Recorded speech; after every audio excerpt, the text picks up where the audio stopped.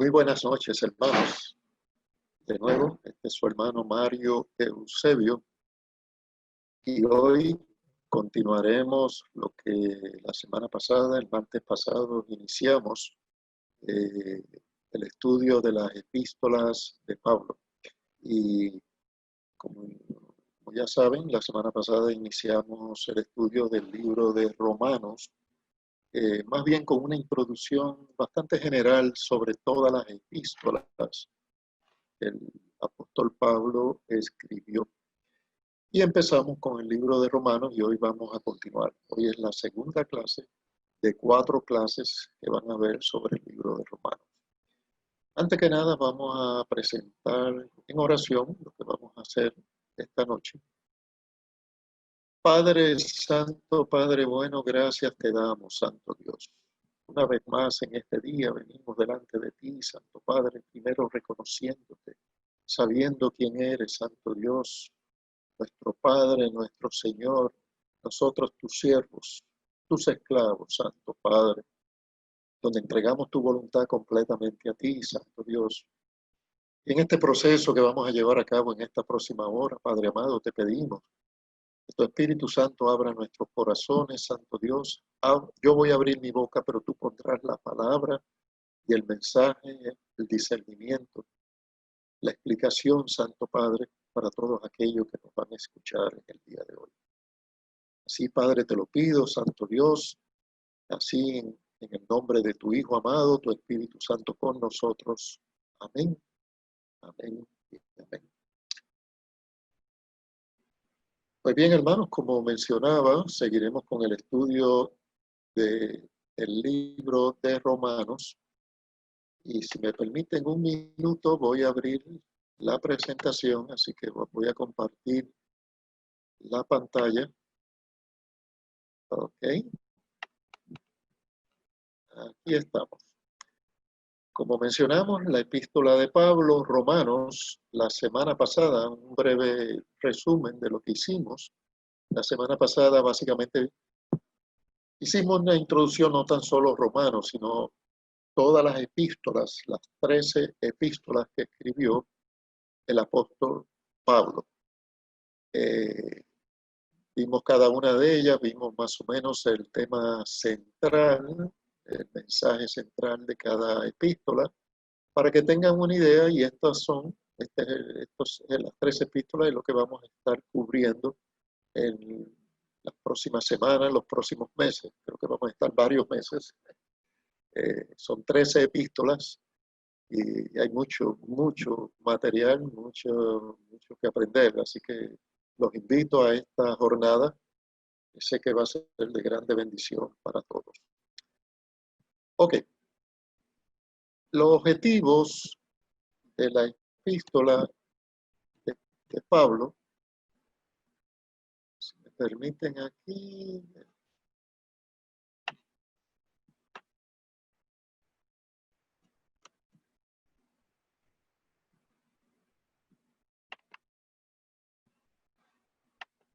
Ok, perdonen la interrupción. Estos son los objetivos que tenemos para la clase de hoy. Como introducción a Romanos, vamos a ver los puntos teológicos sobresalientes y cómo está estructurado y presentado estos puntos teológicos en la epístola. Vamos a ver que hay 16 capítulos en el libro de Romanos. Los primeros 11, básicamente, Pablo se concentra en doctrina, en explicar teológicamente la doctrina básica del cristianismo. Y las últimas 5 capítulos vamos a ver a Pablo dándonos guía, ejemplos de cómo vivir, cómo el cristiano debe vivir la vida. Así que eso lo vamos a ver en términos generales, en la forma en que está estructurado el libro de Romanos. Vamos a ver el apóstol Pablo, su obra, su evangelio. Y interesante, cuando Pablo empieza tanto la carta de Romanos como todas sus otras cartas, vemos que él se presenta quién es y presenta a quién va dirigido. lo que está escribiendo. Y vamos a ver cómo este estilo de escribir, que era el estilo helenístico, el estilo que escribían los griegos en esta época, vemos cómo Pablo usa la misma estructura. Vamos a hablar de la iglesia de Cristo en Roma, a donde Pablo está enviando la carta.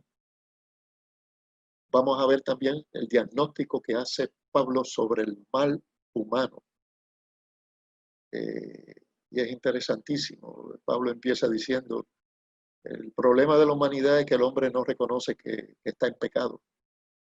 Y él empieza a explicar este tema, así que vamos a ver esta parte sumamente interesante.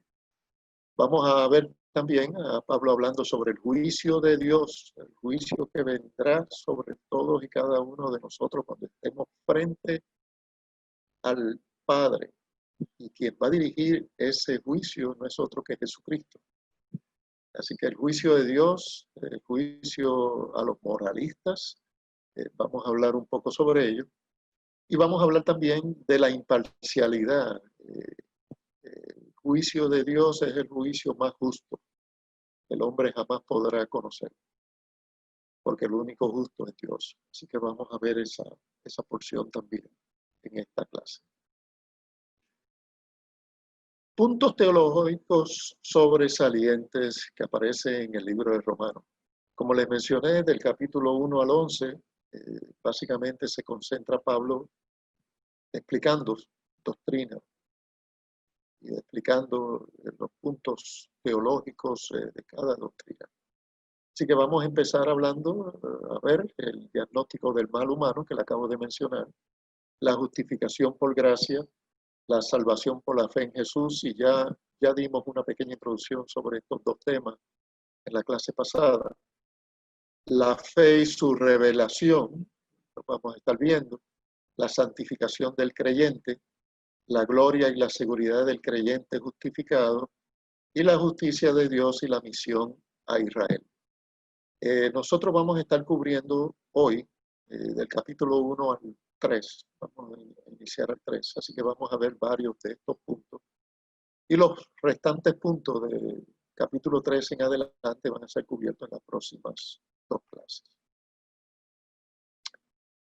Aspectos de la vida cristiana es la segunda parte de lo que vamos a ver en las clases. Y como les mencioné, el capítulo del 11 al 15, Pablo nos presenta lo que es la vida cristiana. La fidelidad de Dios, vamos a ver la consagración y nada más, el cuerpo de Cristo, la iglesia y la consagración, principio de la autoridad y testimonio, amor a los débiles y el respeto a los fuertes, la conciencia y el amor. Esto es lo que compone básicamente los temas que se van a cubrir desde el capítulo 11 al capítulo 15 de estos estudios de Romanos. Ok, empezamos. Romanos, esencia del Evangelio divino. El apóstol Pablo, su obra, su Evangelio y sus receptores son descritos. Esto es interesante. Pablo inicia toda su epístola con el mismo estilo. Y vamos a ver ese estilo. Si pueden buscar conmigo el libro de Romanos, un momentito. Y vamos a ver esa introducción, ese saludo muy típico, y lo vamos a estar viendo en todas las epístolas de Pablo. Romanos capítulo 1, versículo 1. La palabra lee como sigue. Pablo, siervo de Jesucristo, llamado a ser apóstol, apartado para el evangelio de Dios. Fíjense que aquí se está presentando como el escenario, ¿no? Básicamente Pablo se describe a sí mismo, siervo de Jesucristo. Recuerden que en el griego, esa primera oración lee Pablo, esclavo de Jesucristo. Así que este estilo de presentar quien está escribiendo la carta, presentar quién era, qué hacía. Y por último, el propósito de la carta o el propósito de esta persona al escribir. Y más adelante vamos a ver también que él empieza a hablar de a quien le está escribiendo. Así que este estilo era muy típico en estos tiempos de Roma, del Imperio Romano, y este era el estilo helenístico de escritura. Así que se presentaba a quien escribía la carta, se presentaba a quien era, y empezaba a dirigirse a sus receptores, y muchas veces pues, en esa presentación, refiriéndose a los receptores, estaba implícito parte del propósito de la carta. Si vemos en el versículo 7, bueno, voy a leer del 1 al 7 para ver la introducción completa. Como les leí el capítulo 1, Pablo, siervo de Jesucristo, llamado a ser apóstol, apartado para el Evangelio de Dios, que él había prometido antes de los profetas en las Santas Escrituras, acerca de su Hijo, nuestro Señor Jesucristo, que era del linaje de David, según la carne, y que fue declarado Hijo de Dios, con poder según el Espíritu de Santidad, por la resurrección de entre los muertos, y por quien recibimos la gracia y el apostolado para la obediencia a la fe en todas las naciones por amor de su nombre, entre las cuales estáis también vosotros, llamados a ser de Jesucristo. Aquí ya empieza a referirse a los receptores de la carta. A todos los que estáis en Roma, amados de Dios, llamados a ser santos, gracia y paz a vosotros, de Dios, nuestro Padre, y del Señor Jesucristo. Fíjense, donde el escritor Pablo se introduce quién es, se describe a sí mismo como esclavo de Jesucristo, empieza a hablar de su función como apóstol, empieza a hablar del Evangelio, empieza a hablar de la promesa que hay para los receptores, en este caso las personas en Roma que iban a recibir la carta. Y no es otra cosa que llevar el Evangelio de Cristo. Así que en estos primeros 7 versículos vemos la introducción típica que vamos a ver en todas las cartas, en todas las epístolas de Pablo, donde se describe su apostolado, describe su misión y hace referencia a los receptores de la carta. Interesante, ¿verdad? Vamos a ver esto un poquito más detalle. En esta introducción, Pablo empieza haciendo referencia del evangelio prometido por los profetas. Recuerden que hemos estado viendo desde el estudio de los evangelios y el estudio de Hechos, cómo atan estos primeros autores de la Biblia, atan a los profetas del Viejo Testamento.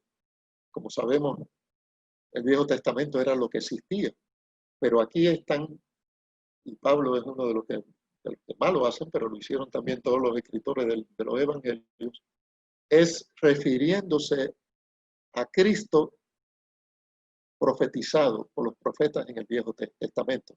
Y aquí pues lo hace Pablo de nuevo. El tema central del Evangelio de Dios es Jesús, el Hijo de Dios. Esto lo menciona en el versículo 3 y 4. Así que aquí vemos el propósito de lo que Pablo va a estar hablando en esta carta.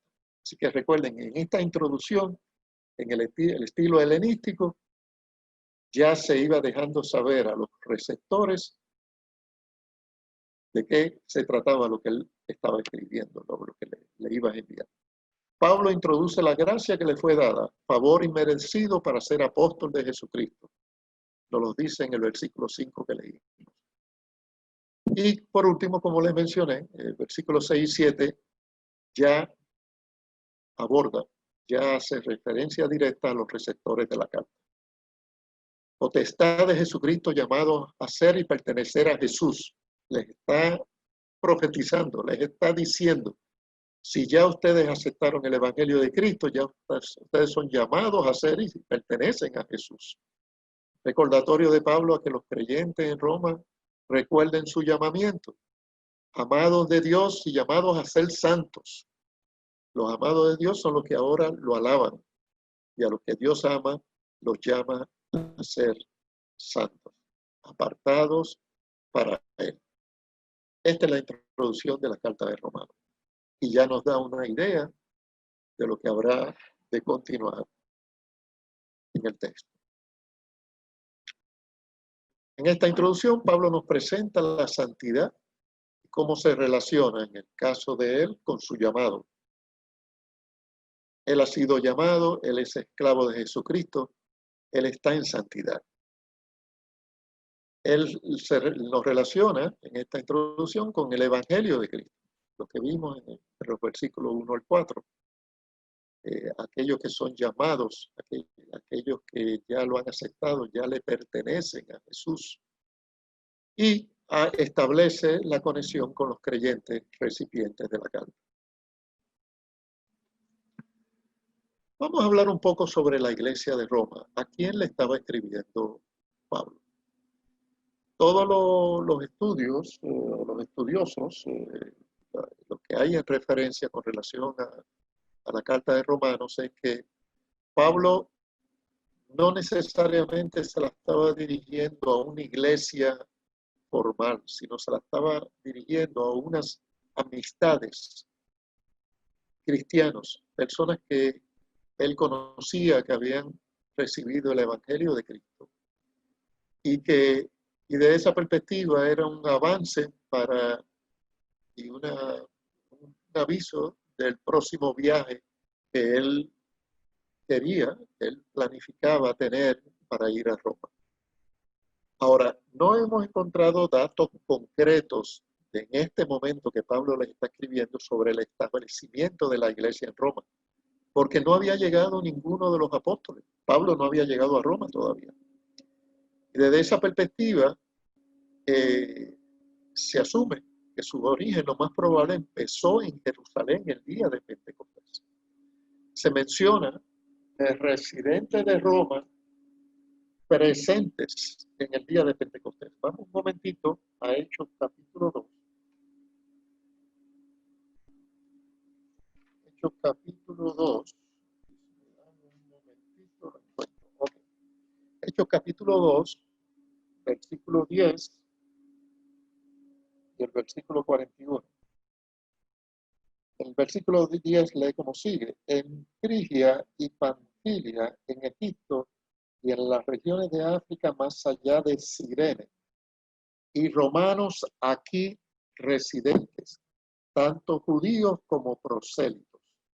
Y el versículo 41 menciona, añade, así que los que recibieron su palabra fueron bautizados y se añadieron aquel día como 3,000 personas. Así que habían personas de Roma el día de Pentecostés y más de 3,000 aceptaron el Evangelio de Jesucristo ese día. Así que se menciona estos residentes de Roma como probablemente los creyentes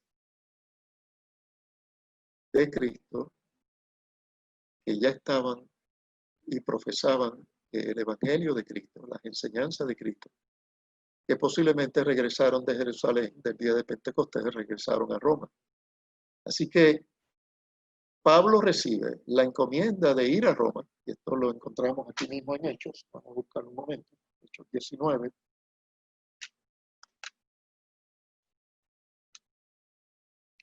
Hechos 19, 21, como sigue. Pasadas estas cosas, Pablo se propuso en espíritu ir a Jerusalén, después de recorrer Macedonia y Acaya, diciendo, después que haya estado allí, me será necesario ver también a Roma. Precisamente en este regreso de Pablo a Jerusalén, él es apresado y él llega a Roma, pero no como él pensaba que iba a llegar. En el versículo 41, más adelante, lee como sigue. capítulo 2, 41. Perdón, capítulo 23, versículo 11. Ok, 23:11 dice, a la noche siguiente se le presentó el Señor y le dijo, ten ánimo, Pablo, pues como has testificado de mí en Jerusalén, así es necesario que testifique también en Roma. Este encuentro que tuvo Pablo con, con el Señor ya ocurre, Pablo apresado, eh, apresado delante del concilio en Jerusalén. Así que le confirma, le confirma a Dios que él va a ir a Roma. Y de esa perspectiva, ya el Espíritu Santo se había encargado el día de Pentecostés, lo más probable, de preparar corazones, personas que aceptaron el Evangelio de Cristo, personas que fueron bautizados en el Espíritu Santo ese día, estaban en Roma esperando la llegada de Pablo y ahí pues básicamente formalizar la iglesia en Roma.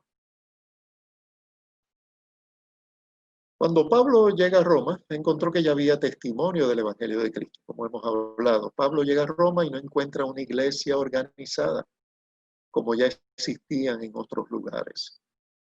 Pablo estuvo en Roma 2 años, predicando el reino de Dios, y la iglesia tomó forma y se fortaleció en la fe. Aparece en Hechos 28 al 30, vamos a leerlo un momentito. Hechos 28.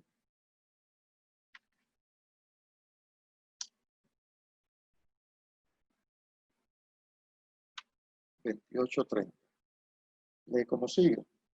Y Pablo permaneció 2 años enteros en una casa alquilada y recibía a todos los que a él venían, predicando el reino de Dios y enseñando acerca del Señor Jesucristo abiertamente y sin impedimento.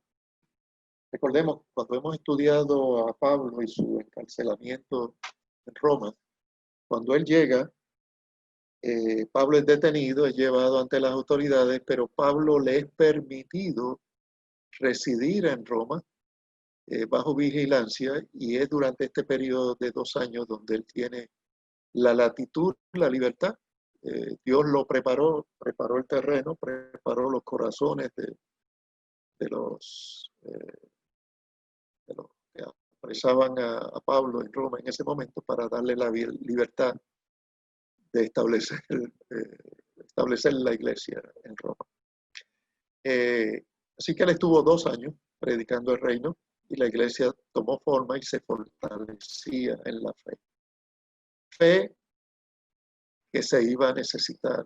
Dios sabía lo que habría de venir, tanto para Pablo como para la iglesia en Roma. Esto fue antes de la persecución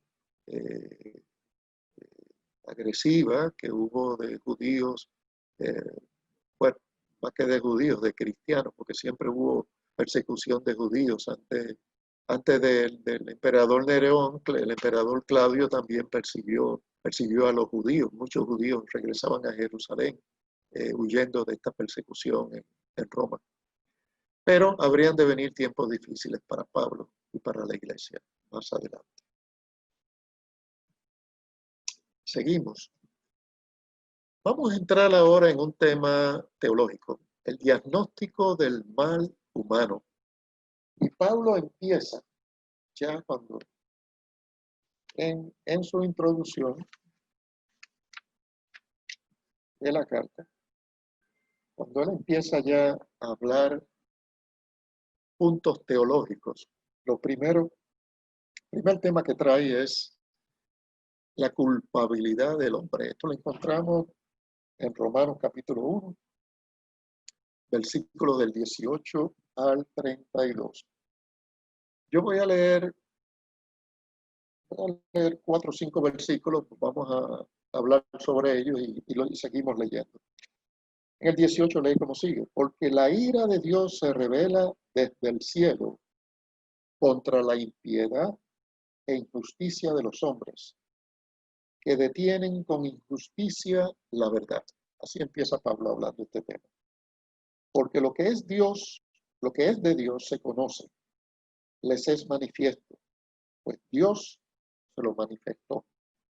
Porque las cosas invisibles de Él, su eterno poder y deidad, se hacen claramente visibles desde la creación del mundo, siendo entendidas por medio de las cosas hechas, de modo que no tienen excusas.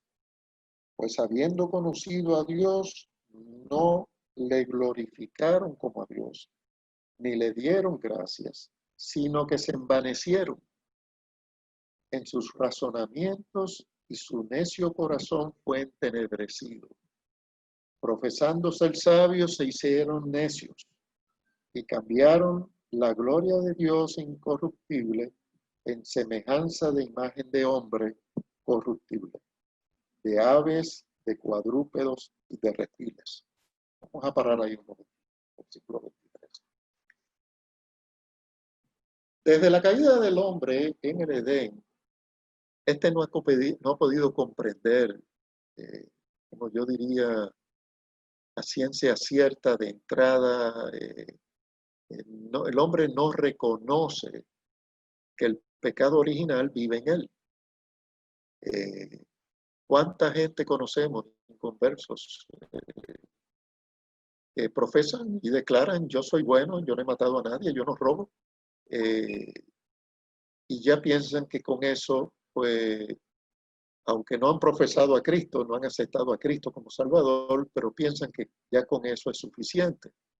Y esto es mucho de lo que vemos tanto en las iglesias tradicionales y aún en nuestras propias iglesias protestantes. Una actitud de dejadez, de que, bueno, yo estoy bien, yo no hago nada malo, yo creo en Dios, sí, creo en Dios, y ya piensan que eso es suficiente. El concepto de la caída del hombre en el Edén y el pecado original es lo que da base y fundamento a lo que la Biblia plantea: el único bueno es Dios y que el pecado es inherente en el corazón del hombre. Y en estos primeros versículos es lo que Pablo nos está explicando.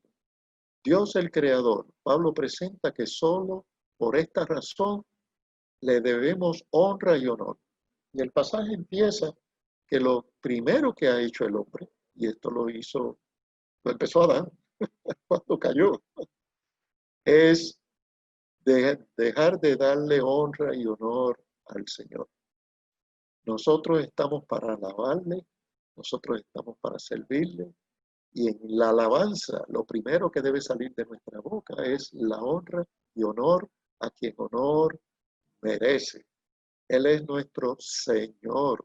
Tenemos que aprender a ser esclavos de nuestro Señor. Y esa es la única forma en que el bueno, el justo, el que está entregado, el que sigue, el que alaba al Señor, es la única forma de que el hombre puede mantenerse fuerte para enfrentar los ataques del enemigo, para enfrentar el pecado. Pero ¿qué es lo que nos dice aquí Pablo? Que básicamente dejamos de alabarlo, aquí en el versículo 21, lo empieza diciendo que habiendo conocido a Dios, ¿sabes? Mucha gente ha conocido a Dios, y desde los tiempos inmemoriales, empezando con Adán, el hombre conocía a Dios, pero ¿qué es lo primero que hace? Dejan de glorificarlo, dejan de darle gracia. ¿Y qué es lo que empieza a ocurrir? Se envanecen, en otras palabras, la naturaleza, el orgullo, el yo humano es el que toma, como diríamos, importancia, toma preferencia. Ya no es Dios nuestro Señor, nuestro Salvador, nuestro Creador. Ahora somos nosotros, nos envanecemos. Y en sus razonamientos y su necio corazón se entenebrece. ¿Se entenebrece qué quiere decir? Sale la concupiscencia, sale el pecado natural en el hombre a tomar dominio del hombre. Y esa porción, esa parte, básicamente es lo que el pasaje nos está diciendo, que Dios expresa su ira. A Dios le enfurece la incredulidad y el pecado del hombre. ¿Sabe? Dios no va a estar donde está el pecado. Dios va a tener amor y misericordia por su creación. Pero Él no va a estar. Él no nos va a pasar la mano. Y Dios se enfurece, es lo que nos está diciendo la palabra. El hombre llega a la apostasía. Y es interesante esta parte, cuando empieza en el versículo 21 que leímos, que de sabios se convierten en necios. Y el hecho, escuchen esto, Pablo nos está diciendo que apostasía, que la definición bíblica es renunciamiento a la fe cristiana. Recuerden esto, renunciamiento quiere decir que en un momento anunciaban, en un momento conocían, en un momento profesaban. Así que el hombre que es un apóstata, bíblicamente la definición bíblica, es que el apóstata, habiendo conocido a Dios, renuncia a la fe cristiana. Esa es la definición bíblica de apostasía. Así que el apóstol lo que hace es que agarra este concepto y nos dice, el hecho de no reconocer a Dios como creador y alabarlo, lleva al hombre a la apostasía. Y esto son palabras fuertes y son palabras que debe darnos tristeza por el apartado. Yo ahora mismo tengo un hijo apartado y las oraciones diarias no cesan. Que Dios lo alcance, que el espíritu de él lo vuelva a traer, le redarguya, lo confronte. Porque habiendo conocido a nuestro Creador y haberlo alabado y el habernos apartado, estamos cometiendo apostasía. Bendito sea el Señor. De sabios se convierten en necios, está diciendo Pablo. Se cambia la gloria de Dios incorruptible a imagen de hombre degenerado, corruptible. Es lo que vamos a seguir leyendo ahora. Ok.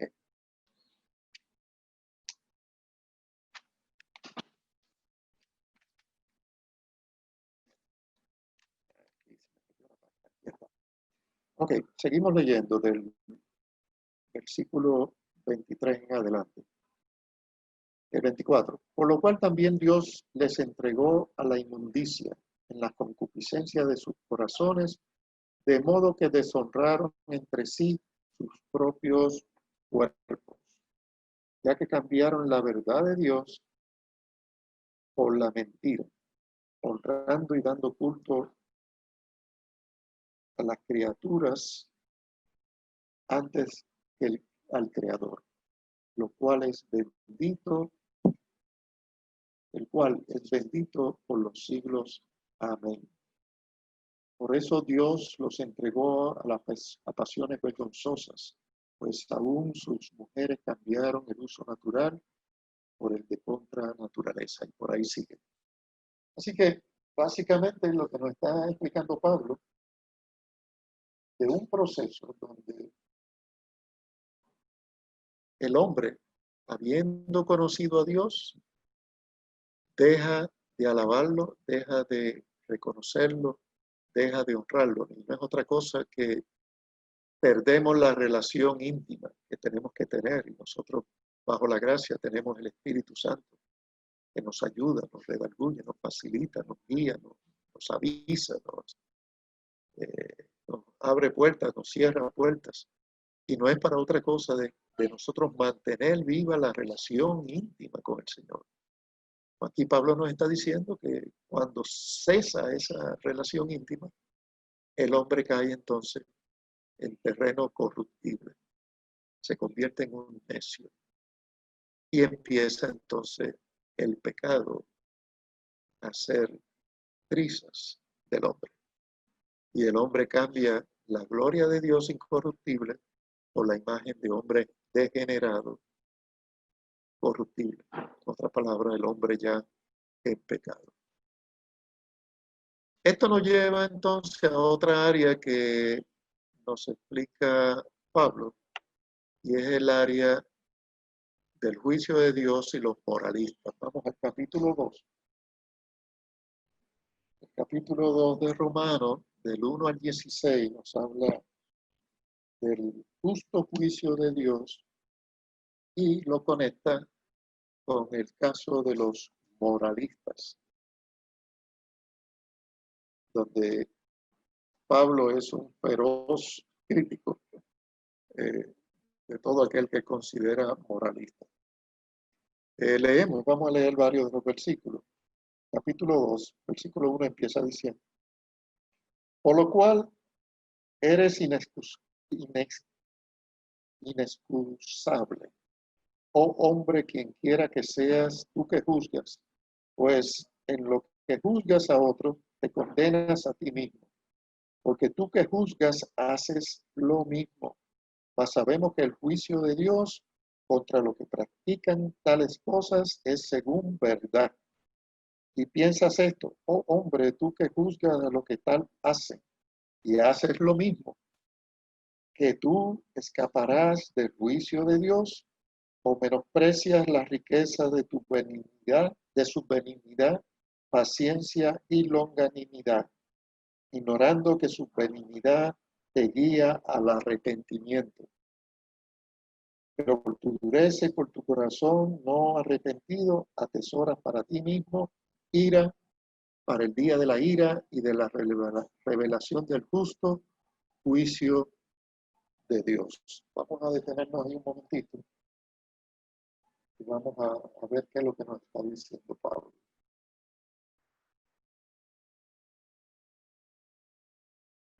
Es muy probable que no todos los judíos y gentiles sufrían de los males descritos por Pablo, pero sí sabemos que existían judíos moralistas. Básicamente Jesús los estuvo confrontando y vimos en los evangelios todos los encontronazos y ataques directos que le hacía Jesús a los fariseos, a los escribas, de que eran moralistas, exigían el cumplimiento de la ley cuando ellos mismos no lo hacían. Así que, aunque no todos sufren estos males, sí es un mal que existe. Existía en aquel tiempo y yo me atrevo a decir que existe en nuestros tiempos también. Entonces, el pecado del moralista es que niega su naturaleza pecaminosa, es lo primero que hace. No reconoce que somos pecadores primero. Y se creen exentos del juicio de Dios.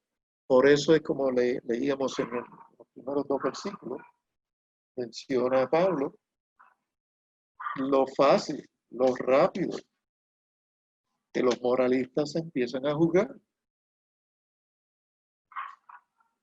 El versículo 2 dice: mas sabemos que el juicio de Dios contra los que practican tales cosas según verdad, refiriéndose, porque en el versículo 1 empieza diciendo: pues en lo que juzgas a otro te condenas a ti mismo, porque tú que juzgas haces lo mismo.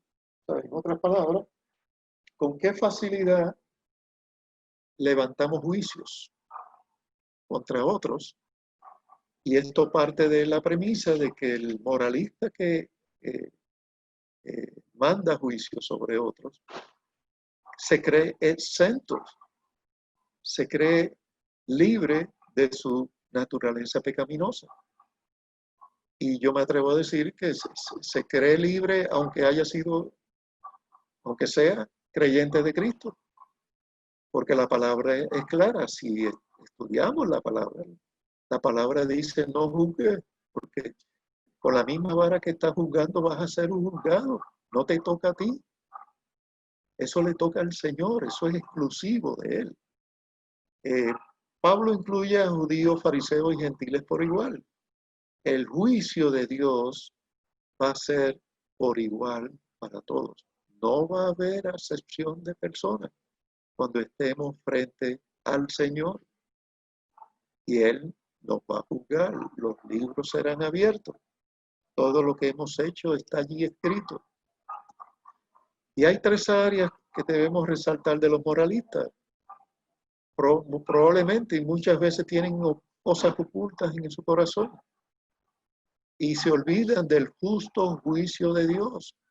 Ese juicio vendrá y el juicio de Dios, como dice la palabra, hay aquel que cae en las manos del Dios vivo, porque ese es el único juicio justo. Allí recibiremos lo que hemos sembrado, lo que hemos hecho, lo que hemos actuado. Todo va a salir a la luz. La imparcialidad del justo juicio de Dios se va a dejar sentir. Ese es el único juicio donde no hay problema de quién es el acusado y quién es el acusador y quién es el defensor. Todo va a ser abierto y el justo juez que conoce todo, que sabe todo, tendrá la última palabra. El moralista piensa que nadie ve su corazón. Este es el que piensa y actúa y él cree como que es invisible. Él cree que la gente no se da cuenta, porque lo que sale de su corazón es juicio solamente hacia los demás. Creen tener el único camino a lo recto. No se dan cuenta de cómo su orgullo y vanidad los delata. Es increíble como el orgulloso, el vanidoso, el que tiene esa aureola, él piensa que la gente no se da cuenta y piensa que no lo ve como lo que realmente es. Y esto es increíble cuando la palabra dice que son cegados, son, ¿sabe? Niegan lo incorruptible para recibir y actuar en lo corruptible y no se dan cuenta de ello.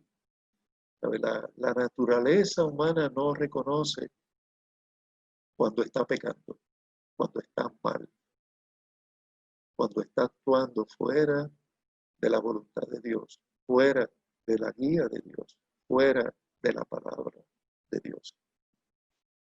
Todos pensamos conocer los restos, pero solo Dios ve las intenciones y el corazón del hombre. Eso está en Proverbios 21:2. El moralista piensa que Dios juzga las apariencias. Eso está en el versículo 3, en esta porción que leímos.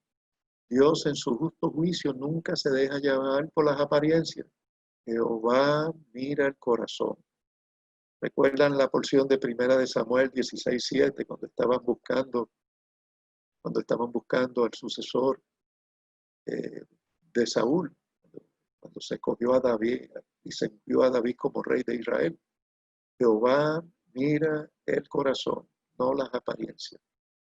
Dios ve el interior del hombre donde residen las virtudes y debilidades del hombre. Y a la hora que estemos frente a Él en su juicio, no habrá acepciones de personas. Él nos ve, Él nos conoce, Él nos juzgará y ese juicio será justo. En lo bueno, en lo malo, en lo que hemos hecho, en lo que dejamos de hacer.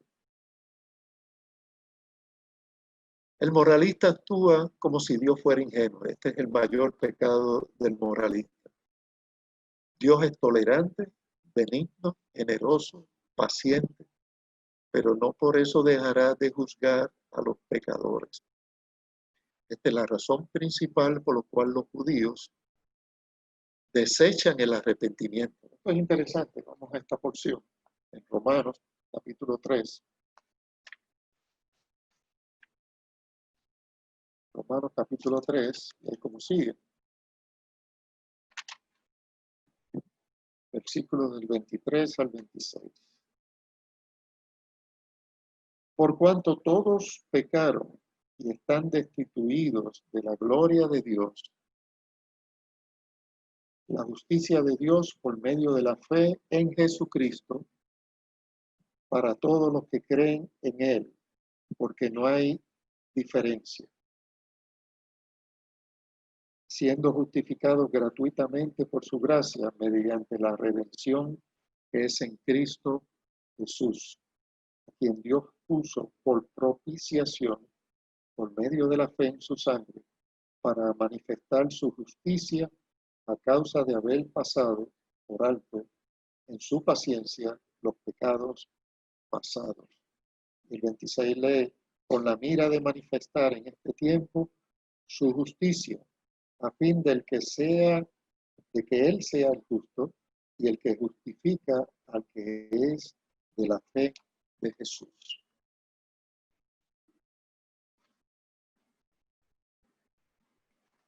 Aquí lo que nos está diciendo Pablo, pues básicamente, por la fe en Jesucristo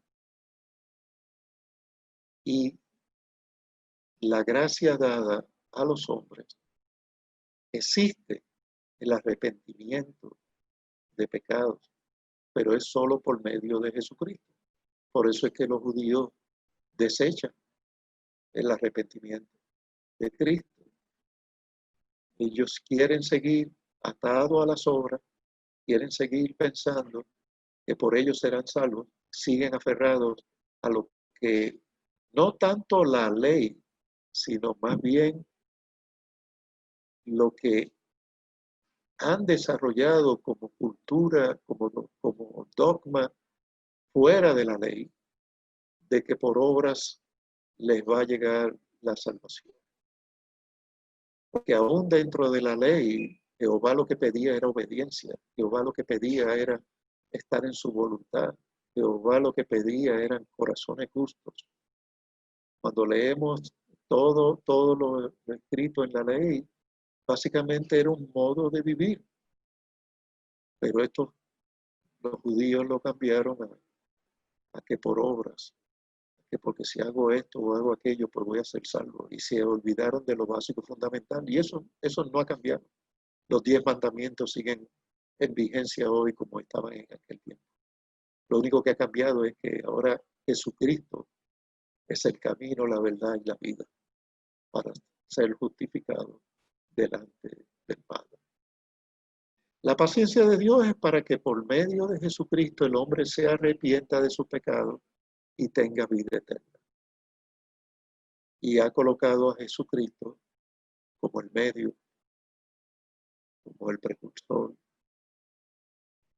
como el camino para poder alcanzarlo. Qué linda la palabra.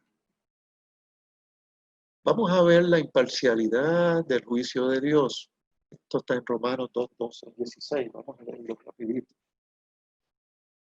Dios es justo, Dios es imparcial y en su juicio, esa imparcialidad, sabemos, confiamos que va a estar allí. 2:12 lee como sigue. Porque todos los que sin ley han pecado, sin ley también perecerán. Y todos los que bajo la ley han pecado, por la ley serán juzgados. Lo que estábamos hablando por la ley serán juzgados, porque la ley no es diferente, no es muy diferente en términos del pecado del hombre. Porque no son los oidores de la ley los justos ante Dios, sino los hacedores de la ley serán justificados. Hacedores de la ley serán justificados. Porque cuando los gentiles que no tienen ley hacen por naturaleza lo que es de la ley, estos pues, aunque no tengan ley, son ley para sí mismos, mostrando la obra de la ley escrita en sus corazones, dando testimonio su conciencia y acusándoles o defendiéndoles su razonamiento. Y en el día en que Dios juzgará por Jesucristo los secretos de los hombres, conforme a mi evangelio. Yo me adelanté ahorita un poquito lo que acabo de leer. Los que están por la ley serán juzgados por la ley. Los que estamos por la gracia seremos juzgados por la gracia. Pero lo básico y fundamental es lo mismo. Dios nos va a juzgar basado en si seguimos su guianza, si seguimos sus mandamientos, si estuvimos en obediencia, en base a eso seremos juzgados. El contexto de estos versículos es que la justicia del hombre no viene por sus obras, sino por la fe en Jesucristo. Y la fe en Jesucristo debe llevar al hombre a ser hacedores de la palabra y entonces serán justificados. Tenemos que ser hacedores de la palabra. Aquellos pecadores sin el conocimiento de la ley, pero conocedores del bien y mal, van a aparecer. Aquellos conocedores de la ley, por la ley, serán juzgados. Así que el concepto del hombre bueno que no ha aceptado a Cristo, qué lejos está mucha gente de la verdad. Solamente la fe en Cristo es la que te puede salvar. No que si fuiste bueno, no porque si no pequé. Y es interesante en el concepto de que conocen los 10 mandamientos, posiblemente. Hay mucha gente que los conoce y los puede recitar también. Y se dejan llevar parte por eso. Pero no lo es todo. Por eso es que tenemos que seguir llevando el evangelio de la salvación.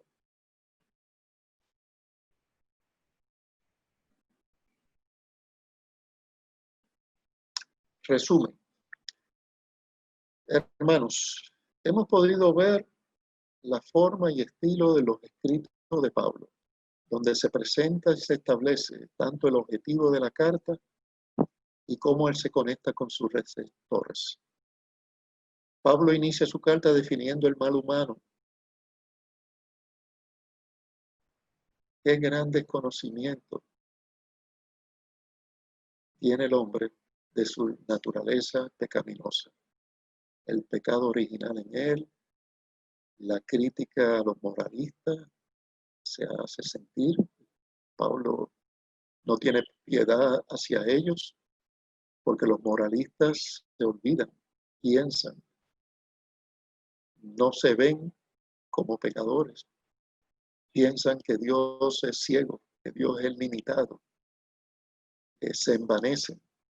Sale lo peor de la naturaleza humana, que es el egoísmo, esa actitud de ser mayor, de saber más. Este grupo tiene un tratamiento especial, el cual yo no quiero ser partícipe. Y esto Pablo lo enfatiza duramente. El justo juicio de Dios a través de Jesucristo vendrá a todos por igual, conocedores o no de la ley. Interesante, Pablo sigue bien fuerte el Antiguo Testamento. La gracia no vino a eliminar el Viejo Testamento. Y en el caso de Pablo, al ser un conocedor tan a fondo de la palabra de Dios en el Viejo Testamento, pues sigue muy fuerte hablando de ella, pero hablando de los profetas y de cómo Cristo fue profetizado. Bueno, hermanos, hasta aquí la segunda clase. Espero que se hayan gozado como yo me he gozado. Vamos a despedirnos en oración. Padre Santo, Padre bueno, gracias Señor por tu palabra. Gracias Padre por lo que hemos llevado a cabo, por lo que se ha hablado. Padre amado, damos gracias a tu Espíritu Santo que nos ha llevado. Y así pedimos, Santo Dios, que los corazones y las mentes de los que han escuchado se siembre, Señor, semillas, se siembre semillas que dé fruto, Padre amado. Que haya inquietud de leer tu palabra, de buscar más. Así te lo pedimos en el nombre de tu Hijo amado, tu Espíritu Santo con nosotros. Amén y amén. Bueno, hermanos, muchas gracias. Gracias por la atención y será hasta la próxima clase que seguiremos con los puntos teológicos en el libro de Romanos. Muchas bendiciones.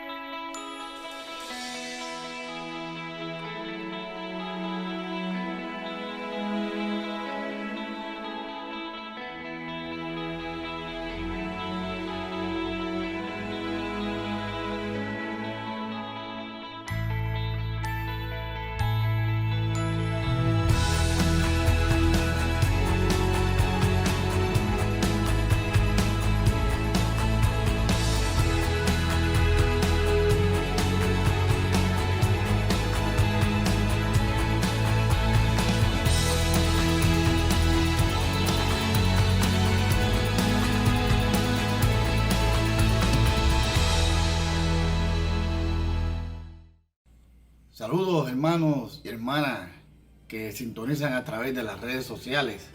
Le habla su hermano Isaac Coto, una vez aquí comunicándonos con ustedes para gloria de Dios y aprovechando este espacio, como siempre les digo, intencionado para unirnos como un solo cuerpo, en un solo espíritu, para acercarnos a nuestro Dios Todopoderoso, que gracias a nuestro Señor Jesucristo que rasgó el velo, nos podemos acercar tal como estamos hacia Él por medio de la oración. De seguro en esta semana algunos de ustedes, si no todos, han recibido alguna noticia difícil, han pasado algún problema, han tenido que tomar decisiones, tienen algún problema familiar, algún problema de trabajo, algún problema de vecino o cualquier otra situación de salud, ya sea emocional o física. Pero Dios está con ustedes. Tengan esa fe y tengan esperanza. Y ahora yo quiero compartir una palabra con ustedes que les va a ayudar a cómo enfocar su vida, su corazón y su mente para que usted pueda continuar disfrutando lo que Dios le ha dado. Busquemos en Efesios 6, versículos 12 al 18. Dice así: porque no tenemos lucha contra sangre y carne, sino contra principados, contra potestades, contra los gobernadores de las tinieblas de este siglo, contra los huestes espirituales de maldad en las regiones celestiales.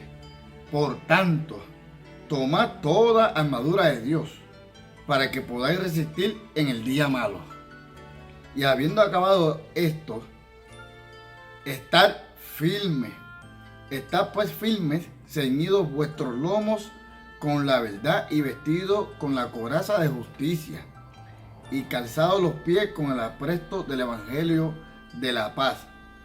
Sobre todo, tomad el escudo de la fe, con que podáis apagar los dardos de fuego del maligno, y tomad el yelmo de la salvación y la espada del Espíritu, que es la palabra de Dios. Orando, dice aquí en el 18, orando en todo tiempo, con toda oración y súplica en el Espíritu, y velando en ello toda perseverancia y súplica por todos los santos. Eso es lo que vamos a estar haciendo hoy. Vamos a vencer mediante la oración. Aprovecha este espacio y júntese con los demás hermanos para que ore también. Padre mi Dios, te damos gracias por este espacio que tú nos regalas, porque tú eres un Dios sin límites. Bendice a todos y a cada uno de los que están participando y colaborando para que podamos expandir tu evangelio y llevar paz a los hogares por medio de las redes sociales. Que sea tu Espíritu Santo, Señor amado, tu dirección, tocando los corazones, llegando a cada seno de cada hogar en el nombre de Jesús. Amén.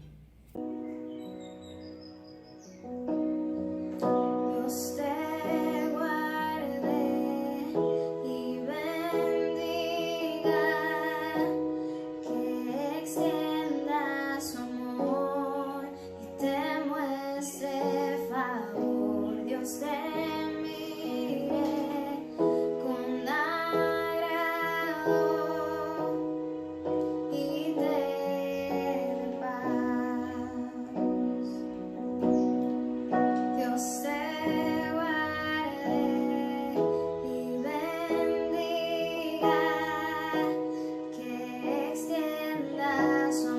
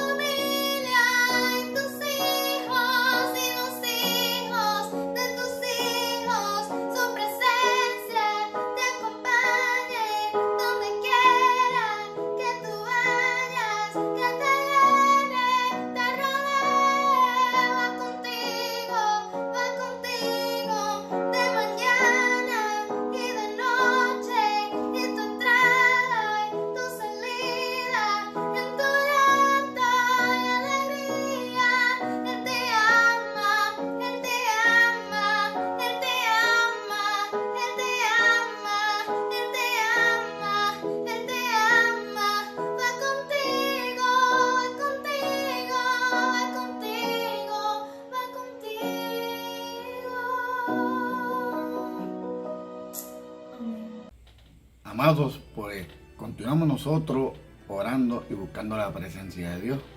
En esta ocasión, pues quiero presentarle a nuestro hermano Robert Virella, quien va a estar haciendo una oración de petición a que Dios nos ayude a ver los problemas, las necesidades, adversidades y toda situación que se nos presenta en la vida a través de los ojos de Dios y sus propósitos. Que nuestra fe aumente y que podamos entender que nuestra lucha Dios la tiene en sus manos. Únase en oración, júntese en familia a pararse con el que está a su lado y acompáñenos en esta oración. Muy buenas noches, Iglesia Cruzada Evangélica y Misionera. En esta noche quiero compartir una oración con ustedes por una petición bien particular. Y es para que el Señor nos ayude a ver que todas las cosas que nos ocurren tienen un propósito. Todas las cosas que a veces pasan y las que no pasan tienen un propósito. Sé que muchos de nosotros hemos vivido estas experiencias, pero a veces cuando las cosas no salen como lo planeamos, pues viene la frustración, viene las batallas mentales. Y yo quiero orar en esta noche para que no olvidemos que Dios tiene un plan y que nada se le escapa de sus manos. Acompáñame en esta oración. Amantísimo Dios, yo te doy las gracias en esta noche. Yo te doy las gracias porque tú siempre tienes un plan, tú siempre llegas a tiempo. Señor, gracias porque tú conoces nuestra vida desde el principio hasta el final. Y yo te doy gracias porque a veces, Señor, nosotros tenemos unos planes, pero tú tienes otros. Yo te doy gracias porque a veces no se cumple nuestra voluntad, sino la tuya. A veces nos desenfocamos y a veces, Señor, nos ponemos ansiosos porque queremos que las cosas salgan como lo pensamos. A veces planificamos unas cosas, Señor, y simplemente no salen. Nos molestamos con nosotros mismos, nos molestamos y nos desquitamos a veces con gente a nuestro alrededor. Pero, Señor, debemos entender que sobre todas las cosas, tú tienes un plan perfecto y tú sabes lo que es mejor para cada uno de nosotros. Yo te pido en esta noche, Señor, que pongas paz en nuestro corazón cuando las cosas no salen como pensamos.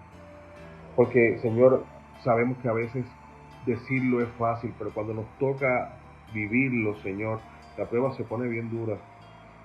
Yo te invito a que tú traigas paz, Señor, y nos recuerdes. Nos recuerdes, Señor, que tú tienes mejor propósito para cada uno de nosotros, Señor. Que tú tienes un plan trazado para cada uno de nosotros, Señor. Así que en esta noche, Señor, abrimos nuestro corazón y te decimos, Señor, te entregamos nuestros planes, Señor, y aceptamos los tuyos. Padre, ten sobre todas las cosas misericordia, Señor, y protégenos sobre todas las cosas que queramos hacer, que queramos decidir, Señor. Queremos incluirte en nuestras decisiones. Queremos incluirte en nuestros planes, Señor amado. Te pedimos perdón cuando a veces hemos tomado acción, Señor, sin consultarte. Padre, pero en esta noche es una muy buena noche para decirte, Padre, aquí estamos. Te entrego mis planes, Señor, y acepto los tuyos. En tu nombre, Jesús. Amén y amén. Amado hermano, hermana, amigo y amiga que continúa con nosotros en oración, quiero recordarte algo muy importante. Les tengo una noticia. Usted no se encuentra solo, no importa donde usted se encuentre. Probablemente está con familia, amigos, compartiendo en estos momentos. Pero yo quiero decirles que cuando usted está en su trabajo, camino hacia el trabajo, ya sea o en su casa o a la escuela, donde quiera que usted vaya, ya sea al mall, a hacer compras, al supermercado, usted tiene una compañía muy importante que es el Espíritu Santo de Dios. Cuente con su ayuda, cuente con su favor, que es importante para que usted pueda seguir batallando y luchando ante las adversidades que este mundo nos trae, pero Dios en su amor nos dejó un consolador perfecto, que es su Espíritu Santo. Y en eso pues nosotros vamos a continuar orando. En esta ocasión nos va a dirigir la hermana Eileen y la oración va a ser cultivar y continuar una vida espiritual mediante comunión con el Espíritu Santo. Oremos. Dios te bendiga, amada iglesia. Es un privilegio poder llegar a ustedes a través de la plataforma digital. Y en esta noche la oración que vamos a hacer es para continuar y cultivar una vida espiritual a través de la comunión del Espíritu Santo. Así que oramos al Señor para que nos acerque más a Él a través del Espíritu Santo, ¿verdad? Que nuestra ayuda y nuestro consolador. Padre, gracias porque tú nos dejaste al Espíritu Santo una vez tú partiste, Señor, de esta tierra. Dios mío, necesitamos, Señor, que tú, Señor, dirijas nuestras vidas, dirijas nuestros pasos, dirijas nuestras decisiones. Todo lo que decimos, todo lo que hacemos, Señor, necesita ser dirigido por tu Espíritu Santo. Esto sucede solo si estamos en comunión contigo, Padre Celestial, a través de la oración, a través de tu palabra, Padre Celestial. Podemos, Señor, conocerte, Señor, y tener, Padre, una relación íntima e individual contigo. Padre, gracias porque tú nos amas tanto que nos has dejado este consolador. Gracias porque a través del Espíritu Santo, Señor, nuestras vidas van de gloria en gloria cambiando, Señor, para ser cada día mejor para ti, Padre Celestial. Cada día, Señor, tratando de llegar a la estatura del varón perfecto, mi Dios. Señor, danos hambre y sed de estar en tu presencia, porque en tu presencia, Señor, es que ocurren los cambios en nuestras vidas. Después de que el Espíritu Santo tomó en el Pentecostés, Señor, Pedro no fue el mismo. Antes del Espíritu Santo, él te negó. Después del Espíritu Santo, él tuvo la valentía de hablar de ti, Señor. Así que necesitamos que tu Espíritu Santo nos cubra, nos dirija y nos llene. En el nombre de Jesús te lo pedimos, Padre. Gracias te damos. Amén.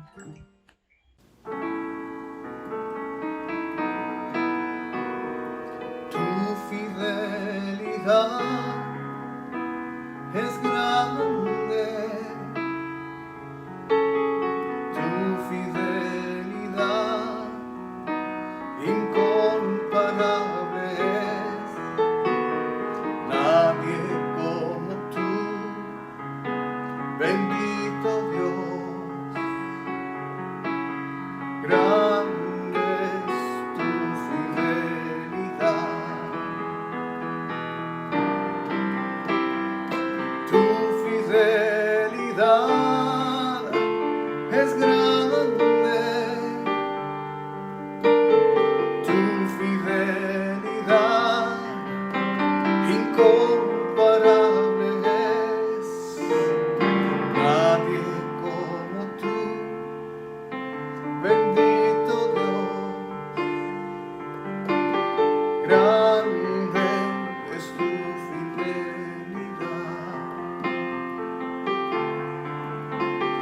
Grande es tu fidelidad, grande es tu fidelidad.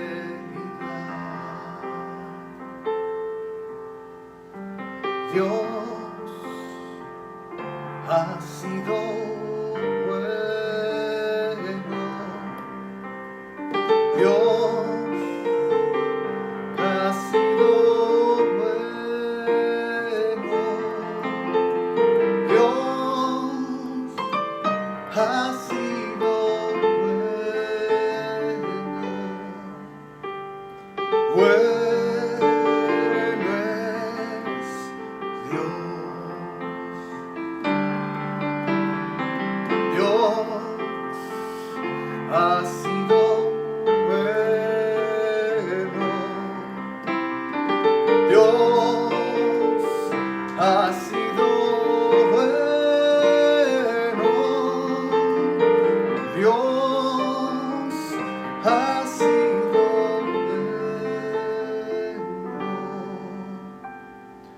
bueno, bueno es Dios,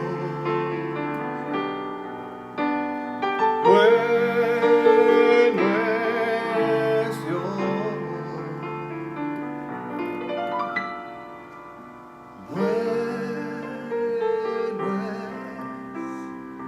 Dios.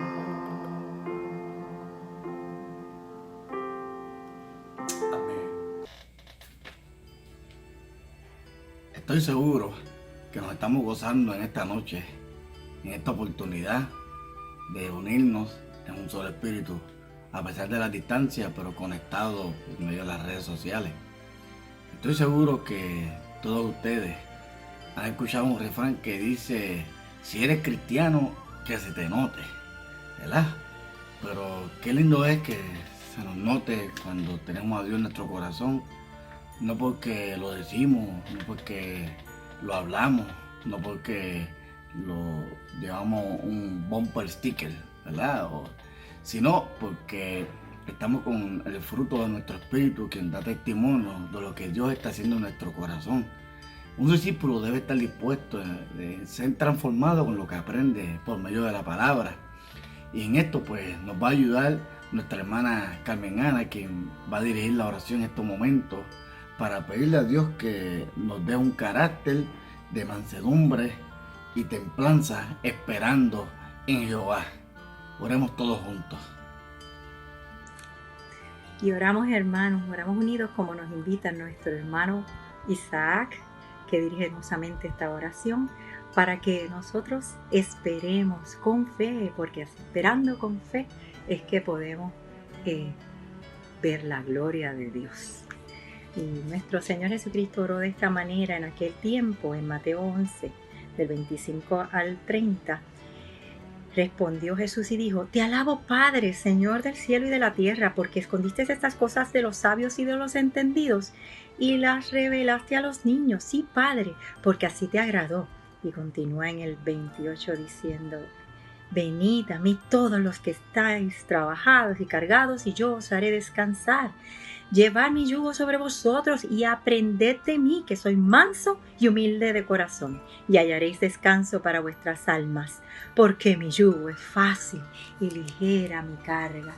Y seguimos orando de esta manera, Jesús, contigo al Padre, con acciones de gracia por lo que nos ha revelado, por lo que nos ha mostrado, que podemos llevar el yugo y la carga livianamente si eres tú el que la lleva, si hemos aprendido a ser mansos y humildes de corazón. Y es nuestra petición conforme a esa invitación que tú nos diste, y por lo tanto esta oración nos ponemos de acuerdo contigo, Señor, y nosotros como iglesia, de que queremos ser mansos y humildes de corazón, y de esta manera, Señor, poder ver tu gloria en nosotros, poder ver algo que tú traes a nuestras manos en mansedumbre, Señor, unas manos que están vacías, unas manos que no hacen nada por sí solas, Señor, si no es porque tú las bendices, para ofrendártelas el día que tú nos llames. Mansedumbre ante nuestra familia, mansedumbre ante los hermanos a nuestro alrededor, mansedumbre ante sus opiniones, no queriendo nosotros defender y salir airosos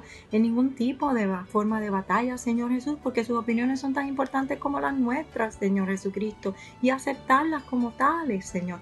Mansedumbre ante tu palabra, porque nuestra palabra no es la que permanece, es tu palabra la que permanece para siempre, Señor, y nosotros necesitamos aprender a ceder nuestra voluntad mansamente y con paz y con gozo y alivio, Señor Jesucristo, recibir la que es tu contestación, la que es tu voluntad, la que es mejor, la que es perfecta, y humillarnos, Señor, como tú te has humillado. Te humillaste hasta lo sumo, hasta la cruz, Señor, por nosotros. Y en respuesta amorosa, nosotros queremos humillarnos y queremos permitir esa obra del Espíritu Santo para ser humildes, humildes de corazón. Y así también como iglesia y como nación, Señor, que al humillarnos sabemos que tú sanas, que tú salvas, que tú proteges, que tú eres el que libra de mal nuestra tierra. Y en el nombre de Cristo, el que es exaltado hasta lo sumo, oramos. Amén. Amados, en un mundo donde hay tantas tentaciones, tantas atracciones que nos pueden alejar de Dios y de su propósito, no es fácil para el cristiano mantenerse firme, porque inclusive aún con la intención de hacer el bien, si no tenemos el conocimiento de cómo hacerlo, podemos hacer las cosas mal. Necesitamos la ayuda de Dios. Ciertamente necesitamos la guianza del Espíritu Santo, quien nos da las instrucciones y nos inspira, nos guía y nos lleva y nos dice qué hacer, cómo hacer las cosas. Tenemos que orar para pedirle a Dios que nos dé fuerza y voluntad para hacer las cosas agradables a Él en todo tiempo y en todo momento. En esta ocasión nos va a ayudar nuestra hermana Eni Figueroa, quien es mi amada y bella esposa. Por favor, únase en esta oración, que es muy importante para toda la familia. Buenas noches, hermanos. Esta es su hermana Nit Figueroa. Estaré orando por fortaleza y voluntad. Pero antes de la oración, me gustaría leer una porción bíblica en Isaías capítulo 40, versículos del 29 al 31. Y la palabra del Señor nos dice: Él da fuerza al fatigado, y al que no tiene fuerzas aumenta el vigor. Aún los mancebos se fatigan y se cansan, y los jóvenes tropiezan y vacilan. Pero los que esperan en el Señor renovarán sus fuerzas, se remontarán con las alas como las águilas, correrán y no se cansarán, caminarán y no se fatigarán. Oremos. Amantísimo Padre Celestial, gracias te damos por esta oportunidad, gracias te damos por este día, Señor. Nos encomendamos ante tu santa y adorada presencia, Señor, para orar por fortaleza, Señor, y voluntad, Señor. Te pedimos, Señor, que cualquier situación que esté ocurriendo en nuestras vidas, Señor, tú nos fortalezcas, Señor Padre. Tú nos des fuerza, Señor, como la águila, Señor Padre, para seguir adelante. También ante todas las cosas, Señor, yo te pido, Señor Padre, que tú nos des la voluntad, Señor Padre, para seguir, Señor, y encomendarnos, Señor Padre, como tú quieres, Señor, que nosotros hagamos, Señor. Gracias te damos por tu inmenso amor, Señor, porque sabemos, Señor, que tú no nos dejas solos, Señor. Que tú nos, Señor, siempre estás con nosotros, Señor, protegiéndonos, Señor, pero sobre todas las cosas, Señor, sosteniéndonos, Señor. Gracias te damos por tu inmenso amor. En el nombre del Hijo y del Espíritu Santo. Amén, Señor. Amén. Dios te bendiga, hermano. Dios es fiel. Primera de Juan 1:9 dice: si confesamos nuestros pecados, Él es fiel y justo para perdonarnos y limpiarnos de todo mal.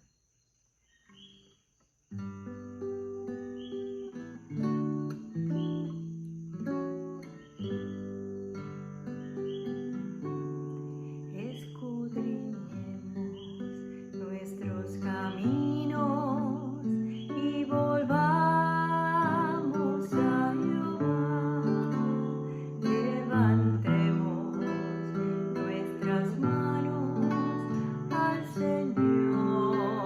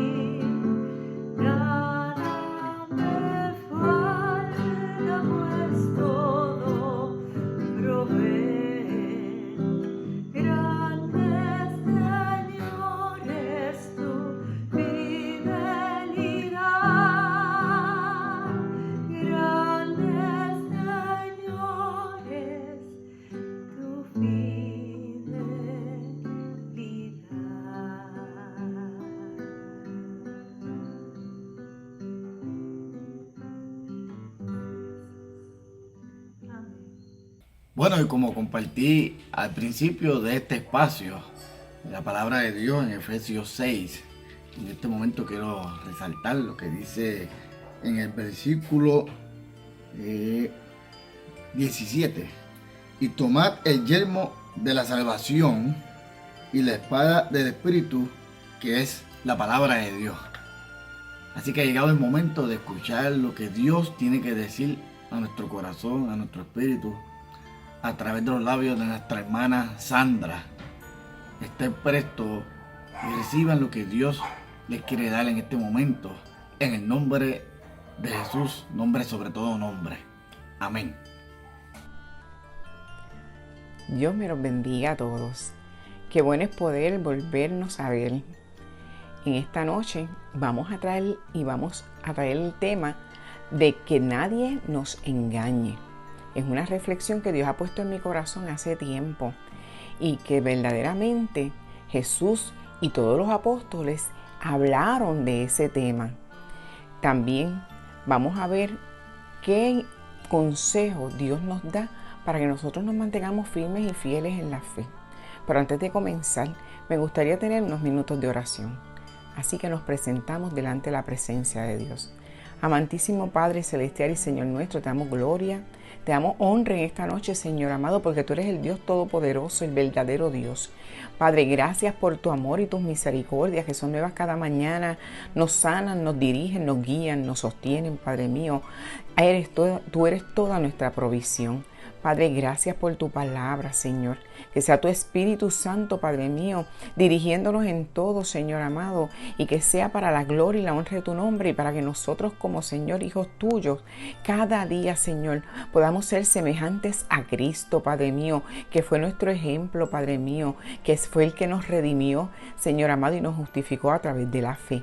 Gracias por esa reconciliación, Padre mío, y gracias porque pronto, Señor, Él vendrá, Señor, por su pueblo.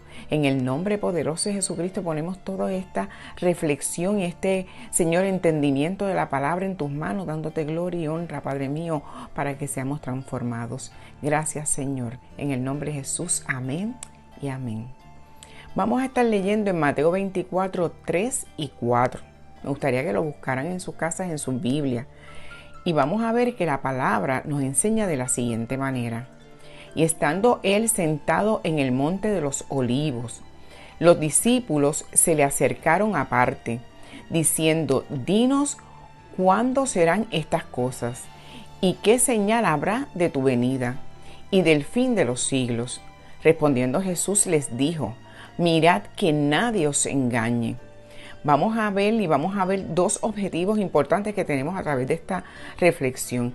El primero es conocer las artimañas que utiliza el enemigo y las cosas que él está utilizando para que nosotros no nos mantengamos firmes y fieles en el camino del Señor.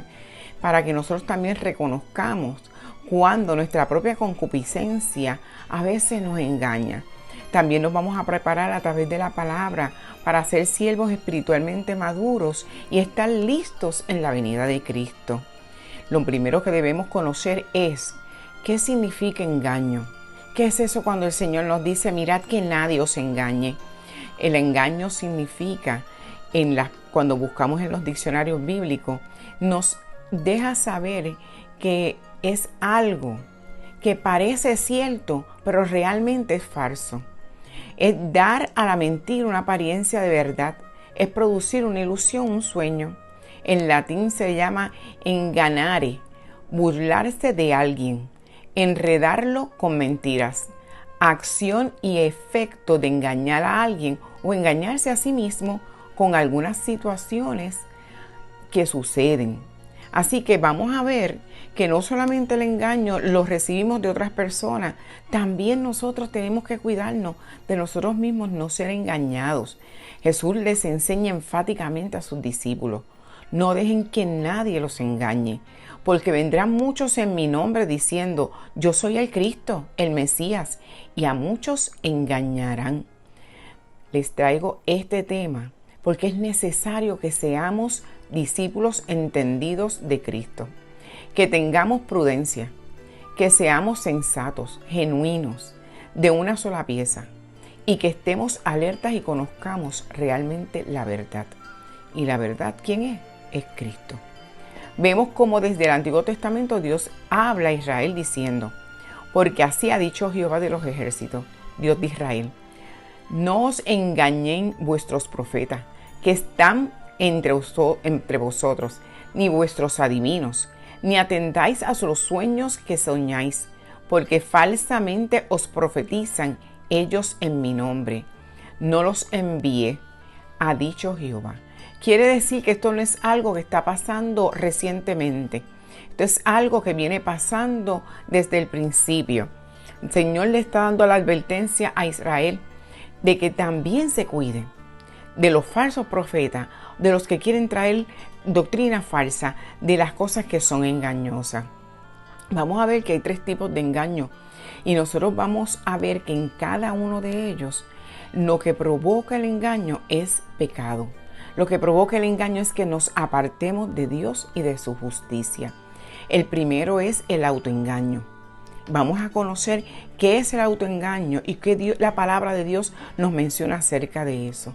El segundo es las falsas doctrinas, que pueden estar infiltradas, y vemos a Pablo dándole estudios a Timoteo sobre que se cuide de las falsas doctrinas y cómo lo tiene que manejar. Y vamos también a conocer ese engaño que nos trae el enemigo a través de artimañas para que nosotros caigamos en pecado, para que nos apartemos de Dios. Así que vamos a conocer estas 3 vertientes del engaño, porque es momento de nosotros andar listos y diligentes. El autoengaño es el arte de mentirse a sí mismo sin darse cuenta o, sabiéndolo, creer en cosas absurdas. Generalmente domina la intención que hay en el corazón. En el autoengaño se manifiesta la manipulación, creando situaciones ficticias que realmente no existen. La palabra de Dios nos dice en Jeremías 17, 9 y 10, engañoso es el corazón más que todas las cosas, y perverso, ¿quién lo conocerá? Yo Jehová, que escudriño la mente, que pruebo el corazón para dar a cada uno según su camino, según el fruto de sus obras. Hoy más que nunca tenemos que autoexaminarnos conforme a la palabra de Dios. La iglesia tiene que saber que tiene una responsabilidad. Tú y yo tenemos una responsabilidad delante del Padre. Primero, Él nos ha salvado y le costó un precio muy alto poder recibir esa salvación a través de la muerte de Jesucristo. Lo otro que nos invita siempre el apóstol es que cuidemos nuestra salvación con temor y temblor. Estamos en un mundo contaminado, perverso, dice la palabra. Así que vivimos como cristianos mirando a Cristo, porque si nos confundimos, si nos turbamos, nos vamos a engañar nosotros mismos. Nosotros es hora de anhelar obedecer a Cristo, como Él obedeció al Padre, obedecer su palabra y ante todo, velar que los placeres del mundo no nos llamen más la atención, no nos agraden más que las cosas de nuestro Señor. En Gálatas 6:7 nos dicen, no os engañéis, Dios no puede ser burlado, pues todo lo que el hombre sembrara, eso también segará. Porque el que siembra para la carne, de la carne segará corrupción, mas el que siembra para el Espíritu, del Espíritu segará vida eterna. No nos cansemos pues de hacer el bien, porque a su tiempo segaremos si no desmayamos.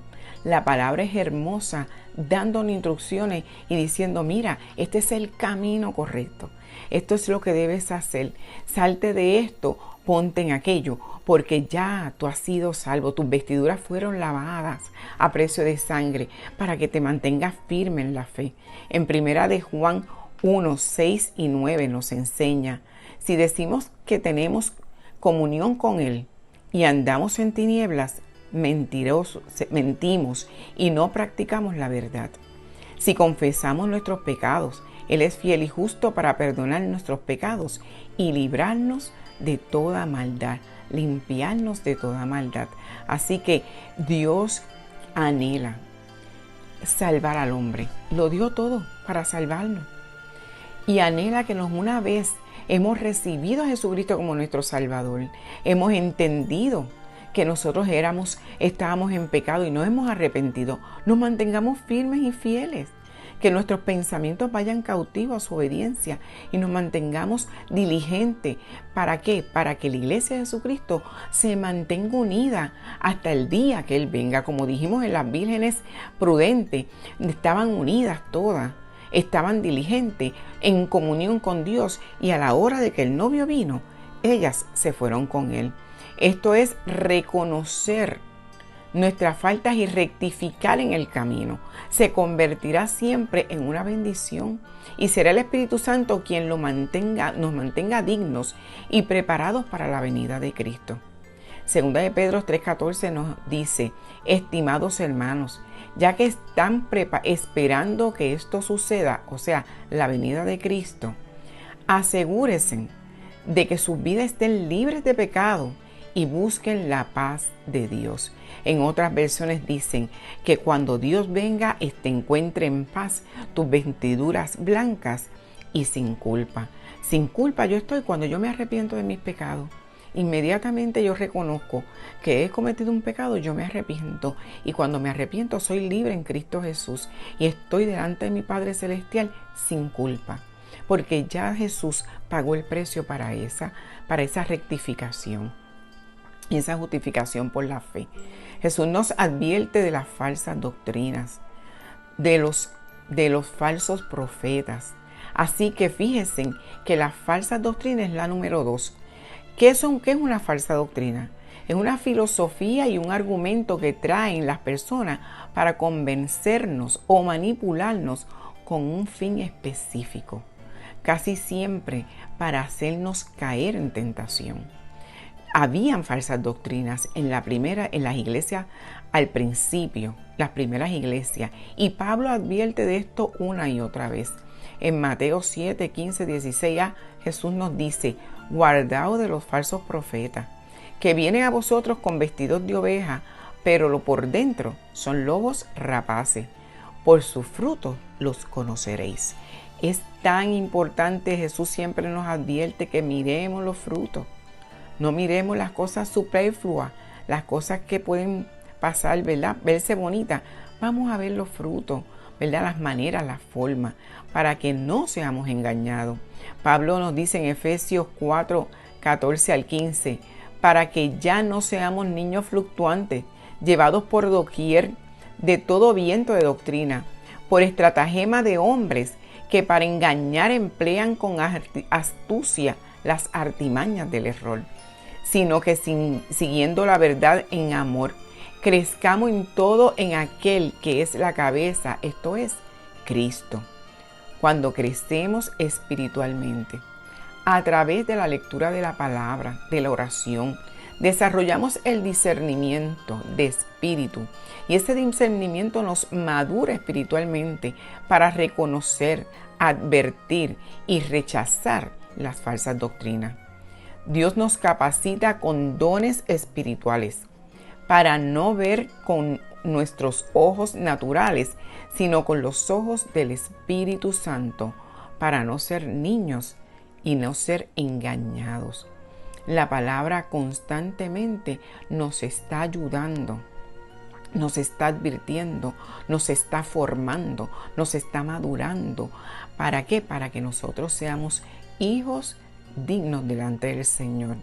Pablo nos advierte también en Timoteo 2, en 2 de Timoteo, 3, 1 al 15, y diciéndonos: recuerda que en los últimos días llegarán tiempos difíciles. La gente se volverá egoísta, amante del dinero, fanfarrones y orgullosa. Se insultarán unos a otros, no obedecerán a sus padres, no darán ni las gracias y serán mundanos, no sentirán afecto por los demás, ni estarán dispuestos a perdonarlos.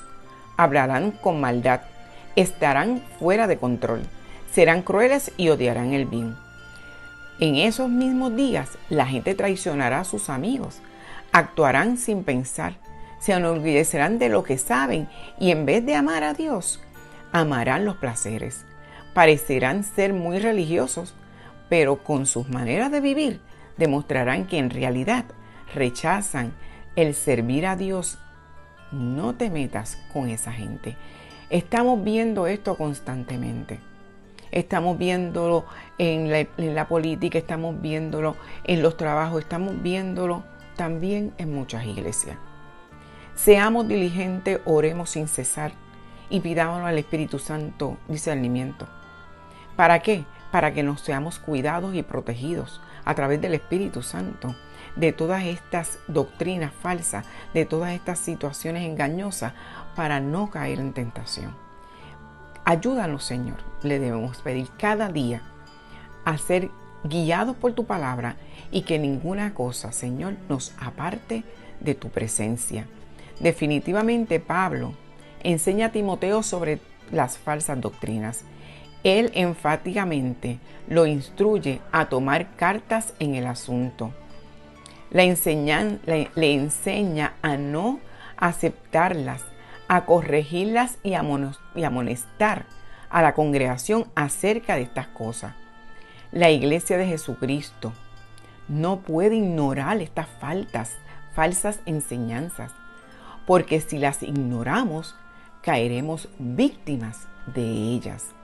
Así que nosotros tenemos una responsabilidad como cristianos, que amonestar, como dice la palabra, enseñar, corregir, amonestar, instruir en justicia. Vemos como en 1 y 2 Timoteo, Pablo advierte de las falsas doctrinas. Habían unos que decían que comer ciertos alimentos eran pecado. Pablo les enseña que participemos de todos los alimentos con acción de gracia, porque es Dios quien los creó todos. Ellos también les decían que no debían casarse, trayendo problemas entre los matrimonios y a veces división. Cuando Jesús recordó en Mateo 19, 4 al 6, que dejará el hombre su padre y su madre y se unirán a su mujer y serán una sola carne. Finalmente Pablo le dice a Timoteo que habían dos individuos que se llamaban Himeneo y Fileto, que se dedicaban a desviar la verdad diciéndole que la resurrección ya había pasado. Entonces eso trastornaba la fe de muchos. ¿Por qué? Porque pensaban que si no había resurrección después de la muerte, no había esperanza ni vida eterna. Así que eso hacía que muchos se desviaran de creer en Cristo y desviaran su fe. Definitivamente la iglesia, cuando entran falsas doctrinas, tenemos que señalarlas, porque ¿qué? Vienen a minar la fe y a hacer unos caminos erróneos, unos caminos que no son verdaderos. Lo único que mantendrá al cristiano firme y fiel es tener fe en Dios. Orar y clamar, porque solo Dios y su Santo Espíritu lo guiará y sostendrá. Conocer la palabra, escudriñarla, buscar a Dios de todo corazón, porque es lo que Dios nos ha prometido. Si me buscan de todo corazón, yo estaré allí y nos protegeré. Él protege a su siervo, Él guarda a su siervo. Y dice la palabra: buscad a Jehová mientras pueda ser hallado, llamadle en tanto que está cercano. Así que la invitación es a buscar a Dios en oración, como Él nos decía, ¿verdad? Mira, clama a mí, yo te responderé y te enseñaré cosas grandes y ocultas que tú no conoces. Así que la invitación está dada. Finalmente, la tercera manera de engaños, cuando Jesús dice: mirad que nadie os engañe, son las vanas sutilezas que utiliza el enemigo de las almas para, una vez tú estar en los caminos del Señor, sacarte de los caminos del Señor. Porque el que está afuera, Él no lo va a sacar, ese está afuera. Adentro, el que está en la iglesia es el que está siendo probado constantemente. Así que cuando hablamos de las vanas sutilezas, vanas significan que son fundamentos que no son reales. Son huecos, vacíos, inútiles, sin fruto. Cuando hablamos de sutilezas, nos dice que son personas o conceptos agudos y penetrantes, pero son poco profundos o falsos. Nosotros tenemos un fundamento que es Cristo Jesús, Señor nuestro, y que es real y es verdadero. Cuando vienen las vanas sutilezas, tratan de engañarnos con fundamentos que no son reales, que realmente son falsos. En Efesios 5, 6 al 7 nos dice: nadie os engañe con palabras vanas, porque por esas cosas viene la ira de Dios sobre los hijos de desobediencia. No seáis pues partícipes de ello. Fíjate cómo nos dice la palabra: no te dejes engañar. Ten cuidado con lo que escuchas, ten cuidado con lo que ves, ten cuidado, apártate de lo que no tenga frutos, de lo que no esté dirigido por la mano de Dios. Dice también en 1 de Pedro 5, 8 al 9: sed sobrio y velad, porque vuestro adversario el diablo, como león rugiente, anda alrededor buscando a quien devorar, al cual resistid firme en la fe, sabiendo que los mismos padecimientos se van cumpliendo en vuestros hermanos en todo el mundo.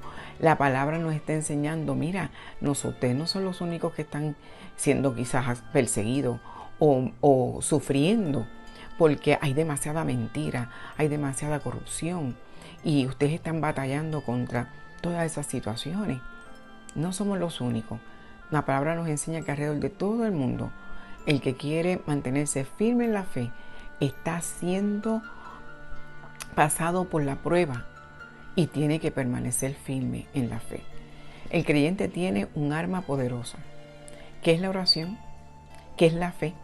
El enemigo trata de engañarnos por los sentimientos, por los pensamientos, a través de nuestras actitudes inclusive de los que amamos, a través de la política, a través de la sociedad, de las cosas sociales, a través inclusive de la religión, de las cosas culturales. Muchas cosas pasan en un país. Nosotros estamos en ese país y no nos damos cuenta a veces que entramos en celebraciones y en actividades que pensamos que son culturales, sociales, que no es nada, pero en realidad son cosas paganas. Y vemos que son vanas sutilezas y que son engañosas, y que en realidad son fiestas que le dan honra al enemigo de las almas.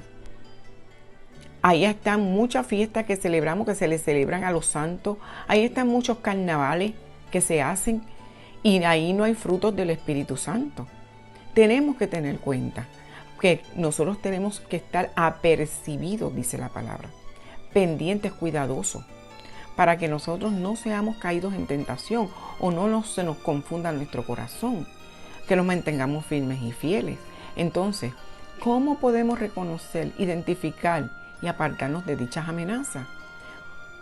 ¿Qué pretenden? Enredarnos de diversas maneras para enfriar nuestro corazón de la verdad que es Cristo Jesús, y enredarnos en mentiras engañosas a través del enemigo. Vamos a ver que yo señalo 3 cosas importantes. Lo primero es orar. La palabra, como les dije, nos invita a clamar. Nosotros tenemos que implorar por la dirección del Espíritu Santo en nuestras vidas, porque el Espíritu Santo es espíritu de verdad y no te dejará en la mentira. Por eso el Señor te dice: clama a mí, yo te responderé y te enseñaré cosas grandes y ocultas que tú no conoces. El Espíritu Santo te va a enseñar cosas grandes y ocultas que para ti tú no las conoces, pero el Espíritu Santo no se le oculta nada y te deja ver en tu clamor dónde están las cosas. En segundo lugar, ayuna para que la carne, que es tan propensa a caer en pecado, sea que libertada y sea sometida al Espíritu Santo. Gálatas 5, 16 y 17 nos dice: digo pues, andad en el Espíritu, y no satisfagáis los deseos de la carne, porque el deseo de la carne es contra el Espíritu, y el Espíritu es contra la carne, y estos se oponen entre sí, para que no hagáis lo que queráis. O sea, la lucha de la carne con el Espíritu va a ser constante. Jesús le decía a Pedro: ora para que no caigas en tentación. Ora para que no caigas en tentación. Y como no estuvo apercibido, cuando llegó la tentación, él cayó en la tentación. Así que tenemos ese ejemplo, y nosotros tenemos que aprender que en la oración hay poder, que en el ayuno hay poder. Y vamos a ver que el Espíritu dice, el Espíritu Santo nos capacita para vencer los deseos de la carne, que están dirigidos por las debilidades y el pecado de este mundo. Pero cuando nos sometemos permanentemente al poder y al dominio del Espíritu Santo, vamos a ser más que vencedores en Cristo Jesús. En el tercer lugar, lo más importante que debemos hacer es, adore y alabe a Dios en todo tiempo.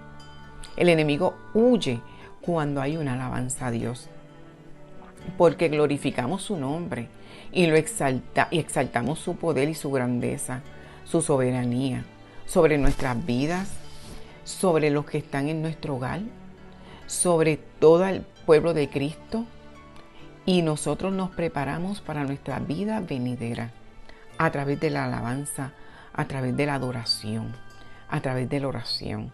Estamos preparándonos como atletas, estamos preparándonos como si fuéramos a coger una profesión, estamos preparándonos como si lográramos alcanzar una meta. ¿Por qué? Hay que prepararse, hay una disciplina que seguir, hay que estar apercibido. Constantemente tenemos que confiar en que el Espíritu Santo nos va a dirigir.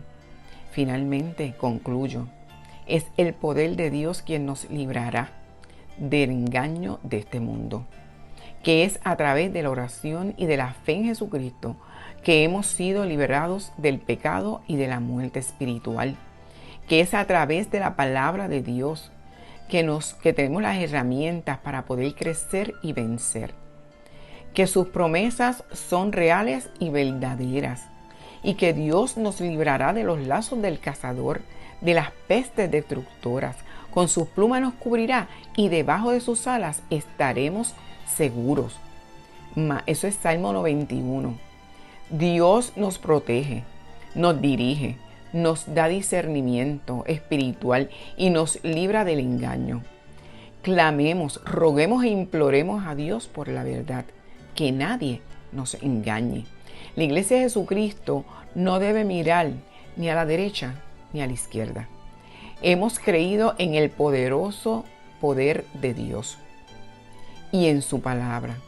Confiemos en Dios, quien es nuestro pronto auxilio. Llevemos todos nuestros pensamientos cautivos a la obediencia de Cristo. Examinemos todo lo que oímos y vemos, todo lo que pensamos, todo lo que hablamos y sentimos, y filtrémoslos a través de la palabra de Dios. La única manera de saber si estoy en el camino correcto o si me estoy desviando de la verdad. Oremos y pidámosle al Espíritu Santo que nos discierna todas las cosas. A veces miramos a los demás. Es hora de autorreflexión. Es hora de autoevaluación. Es hora de pedirle al Señor que sea Él el que nos diga si estamos aprobados, si estamos en el camino de la verdad, si estamos pensando correctamente, si estamos siguiendo su palabra.